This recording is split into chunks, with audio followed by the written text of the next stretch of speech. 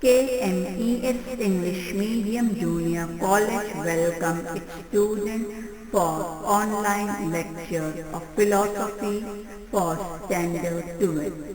For the chapter 2nd, What is Cause? For the topic, Introduction to What is Cause? Second, Concept of Cause. Third, the notion of cause in Indian philosophy.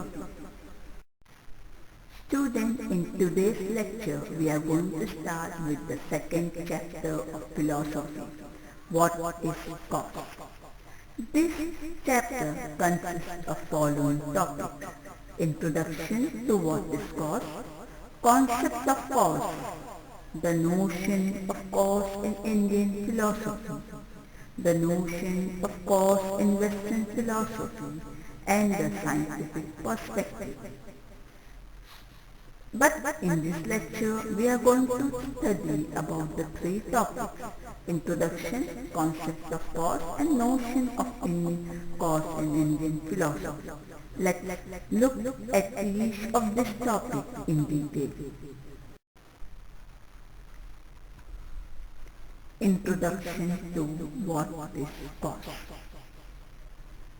When we read the title of the chapter, you may say, this is something that everyone knows. Then what is the reason behind asking this question? This question is, what is the cause? This is asked because we use many words in our day-to-day conversation. But if we are asked what is exactly the concept of these denotes, we get confused and start thinking about it. From whatever you have studied in philosophy by now, you must have realized that in this subject, questions are raised about the concept that seem to be easy to use or understand. The horizon of our knowledge broadens as we go deeper into this question. Cause is one such concept. The concept is as much important in epistemology and ethics as in metaphysics. Isn't this a sufficient reason to study this concept and the meaning embedded in it? So we are going to study about the concept of cause. Coming to the topic of concept of cause. Let's understand one word, that is curiosity. Curiosity is a beautiful gift that human beings have received from nature. Our curiosity is not limited to things that are necessary for survival or to the things that are useful, but it extends beyond that. It does not end by thinking about what is beneficial or harmful, what is useful and useless for us. It is from such curiosity that the question arises: what is there in the universe? Not only this, we also ask why everything is in the way it is. Why does change occur in it? We ask questions due to the natural tendency of human beings, that is curiosity. Once a question arises, how can our reason be at rest unless it finds the answer? But these searches begin the journey for finding out the reason behind the nature of objects and the cause behind that event in nature, in society and in mind. So the journey of cause begins from here. It is not only the philosophers who were confronted with these types of questions. It was even the common laymen who were confronted with these questions. For example, imagine at your home, when some device of regular use like radio or television does not work, we immediately ask the question, why? When at times it suddenly rains and we wonder why it must have rained. When an healthy person falls sick, we wonder what must be reason. In all the above examples of unexpected events, however, even when things happen as expected, the concept of cause is always with us, knowingly or unknowingly. For example, when a friend who does not attend classes regularly faces difficulties during writing the examination, or if she is about to cry, you may say, this is the reason why I would ask you to attend the class. When you have heavy temperature after getting wet in the rain, your mother says, the cause of your fever is nothing but your wandering in rain. Whatever happened to us is due to some reason. This reason is nothing but the cause. Similarly, there is always some reason behind the thing that we do consciously. Our intention, desire, motivation, etc. are the reason of our behavior and action. The search of cause is very important to science in science events. Explanation and prediction of events are considered to be the major task of science. In order to carry out both these tasks, science explores the cause-effect relationship. Cause and effect are related to change. The change due to which change occurs is the cause, and that which is generated from that change is known as effect or consequence. The task of science is to know what is the effect of the particular event and the regularity with which it occurs. It is a function of scientific law to explain the regular correlation that is found between events. This correlation is often to the nature of cause-effect relationship. Do you remember the law, all metal expand when heated? This law states that because of the cause heat, the effect expansion of metal takes place. On the basis of cause-effect relationship, natural science explains the occurrence in the nature.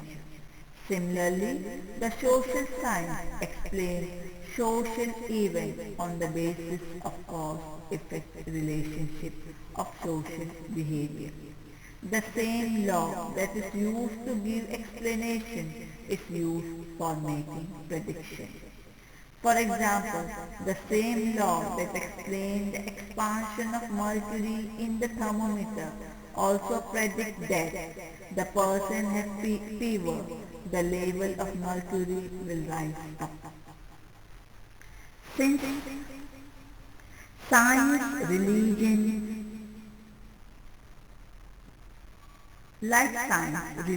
to speak about cause. Some religions look for the cause for the extension of world, for the existence of world. They also explore the cause behind the nature of the universe.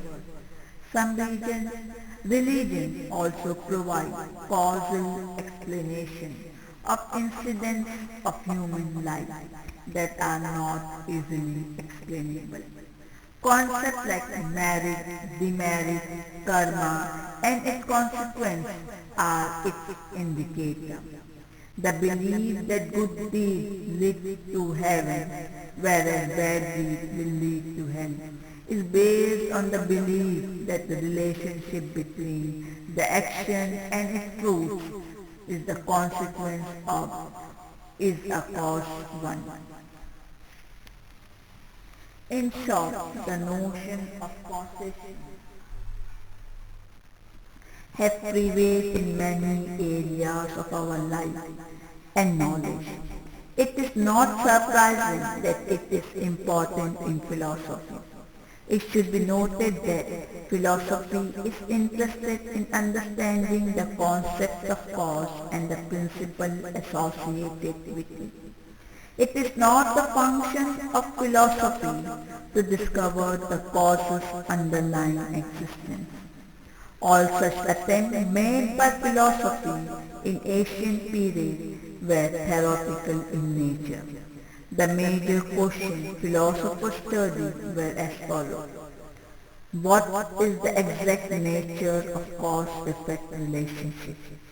Second, are effect and cause completely different from one another? Third, is causal relationship applicable to every event? Fourth, is this relationship necessary? Let's study this question and major response given by them in philosophy.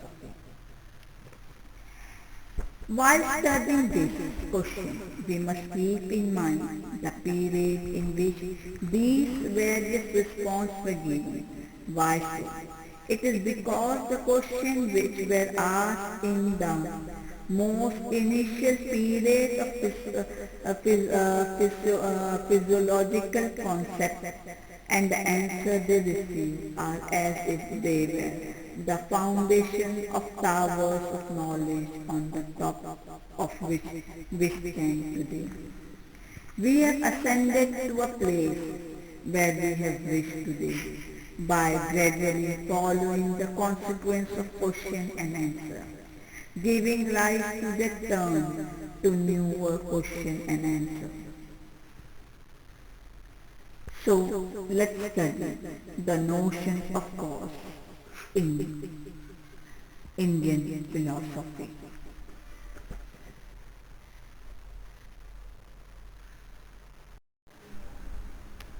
The notion of cause in Indian philosophy. Philosophy and culture keep influencing each other.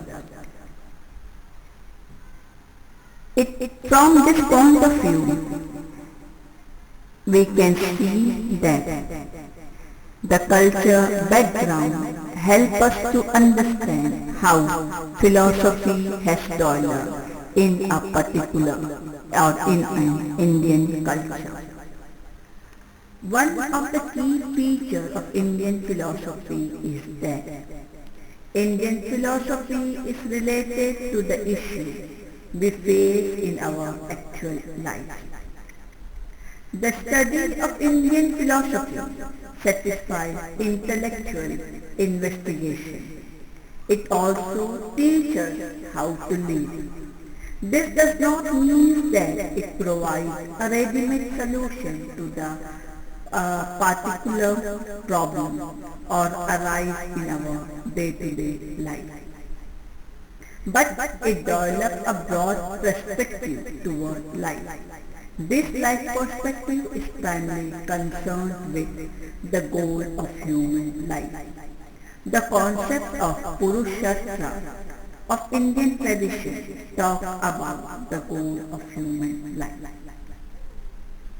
All the Indian school of philosophy has discussed over the problem of suffering. No one desires sorrow, but understand that it is an inseparable part of one's life. This school has tried to find the cause of this suffering. At the time, they had also suggested the way to get rid of this suffering permanently. All the major schools of Indian philosophy except materialistic, that is Charvaka school, accept the notion of rebirth. These schools also believe that birth gives rise to suffering. That is why they found liberation from the circle of rebirth as the highest goal of life. This liberation has been named differently by different schools like moksha, mukti, nirvana, etc. But all the schools agree upon one point, that is, it is one's ignorance regarding oneself and the world that is the root cause of being bounded in the sorrow cycle of rebirth. The school has said that one must eliminate ignorance and know the true nature of oneself and the world, and accordingly live life in a proper way. The cause-effect relationship has been explained by studying the existence of universe and the thing existing in it, this nature and their interrelationship. We have studied the views of Charvaka, Jaina, Sankhya and Advaita Vedanta regarding the nature of ultimate reality. The nature of ultimate reality, the notion of self, and the cause-effect relationship are interconnected issues in metaphysics, epistemology and ethics. The cognitive, moral and artistic capabilities of human beings are a part of this nature. The relationship between man and the universe is at least to some extent determined on the basis of these capabilities.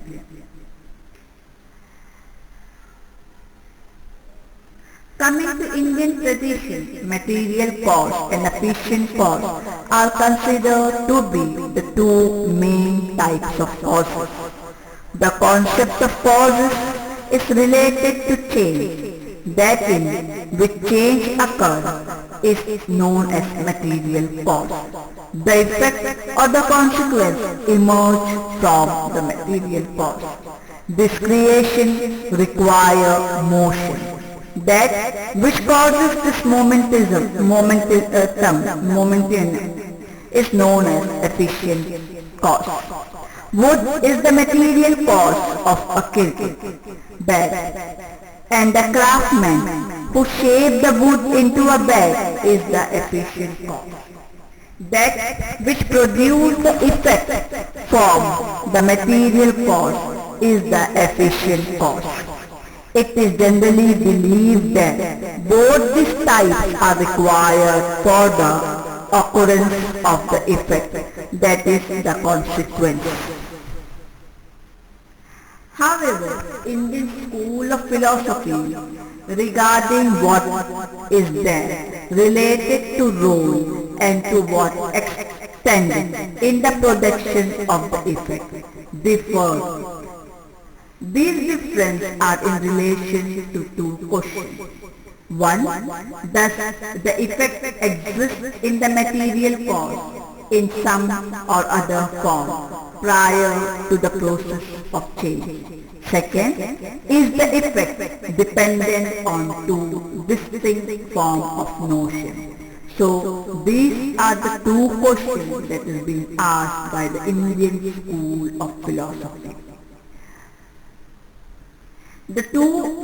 On the basis of this response given to these questions, the two main theories of possession were founded. They are Satyakar Veda and Asatyakar Veda.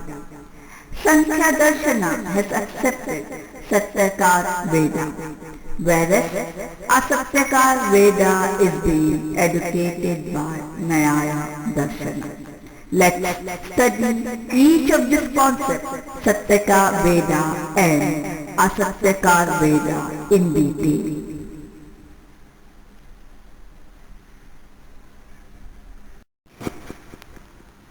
Satyakar Veda. The term Satya indicates existence. So what do you understand by Satyakar Veda? The theory of Satyakar Veda is that the effect pre-exists in its material cause before its explicit manifestation. Sankhya Darshana has presented many examples in support to this theory. One of which is that if we assume that the effect does not pre-exist in the cause and is subsequently generated, then we will have to accept that being existence generates from non-being or non-existence. But it is not possible. So, creation of anything is not possible out of nothing. Effect can only be generated through some process with the help of efficient cause. This means it is already implicit in the material cause in the form of latent potentiality. Therefore, one is unable to distinguish it from the material cause. It is a particular effect is to be produced, then only that material should be chosen in which the effect is latently present. For example, if we add culture of water, it cannot produce curd because water lacks the potentiality. Culture is the efficient cause due to which the potentiality of milk to produce curd is actualized. If there was no such relation between potentiality and actuality, then any effect could have been produced from any material cause. But that does not actually happen. If someone moves the hand in the air and shows us either kumkum or any precious thing, we should say that it is just a trick. To believe it is that this is not a trick is a superstition. Effect cannot be produced without the material cause. Moreover, there must be specific potentiality inherent in that material cause. The same truth is expressed in the proverb, as you sow, you shall reap. We want mango, then it is of no use to sow seed of sapata in the soil. This means that the cause and effect are qualitative, not different. They are the latent and manifested state of one and the same thing. The effect is the implicit power in the cause, is a non-manifestation form and is manifested under appropriate circumstances. When we switch on the tube light, the electric energy that exists in a non-manifestation form in the lamp gets manifested in the form of light. This happens because it is already there. The bulb or the tube light, which has lost its potentiality, does not lit, even if we press the connected switch. So this is the theory of Satyakar Veda. Asatyakarya Vada. It is being educated by Nyaya Darshana. Their view is completely opposite to Sankhya Darshana view. They accept the effect does not exist prior to the process of change. That means it is non-existent in the cause. It does not exist in its material cause prior to its production. The Nyaya Vikas thinks that the effect is newly produced in the process of change and does not exist in the material cause prior to its becoming into being. They have also presented their argument to prove that, for example, if the effect pre-exists in the material cause, then there should be no need of efficient cause. Milk will change into curd automatically without culture, and wood will change into bread without the artisan. But that never happened. It is only through the collaboration of the efficient cause that the effect is produced from the material cause. If the effect pre-exists in the cause, then it does not make any sense to say that an effect is created. To say that the effect is produced is to say that which did not exist before has come into existence. Effect is different from the cause. Its property, shape or form are different from the property, shape or form of the cause. The objectives of to be obtained through the cause and the effect are different. Their function also differ. One does not have same kind of pleasure by observing stone that one obtains by observing the sculpture created by the sculptor. One cannot hit fours and sixes with a crooked piece of wood. Apart from this, it seems that various things can be made out of the same material cause. Many objects can be made out of wood. The property, appearance and purpose of all these objects are different from each other. Nyaya Vikas founded that there is no point in saying that all these effects pre-exist in the material cause. The existence of the effect gets initiated with the process of creation. Hence, this view is known as Armabhava Veda. Sankhya Satyakar Veda is an important part of the metaphysics.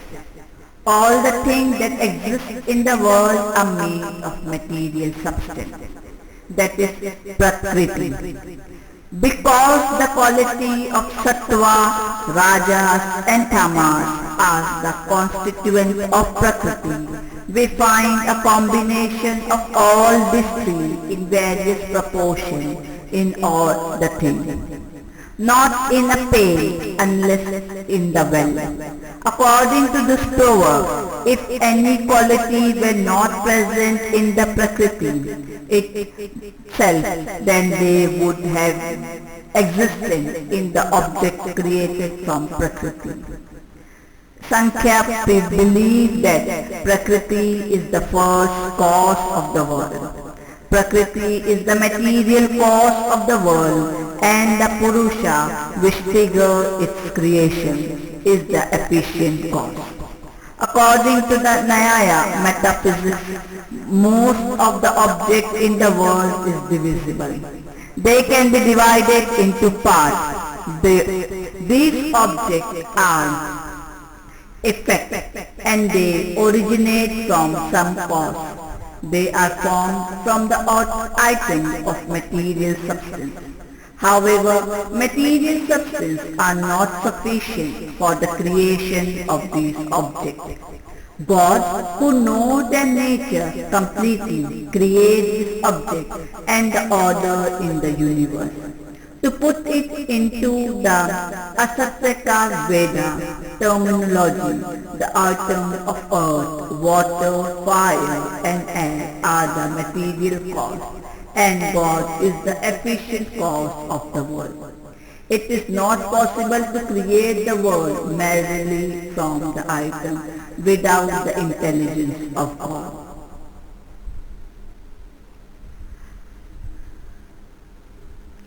So, the cause-effect relationship is an important part of the philosophical thinking that aims to attain liberation through knowledge of the truth nature of the world and oneself.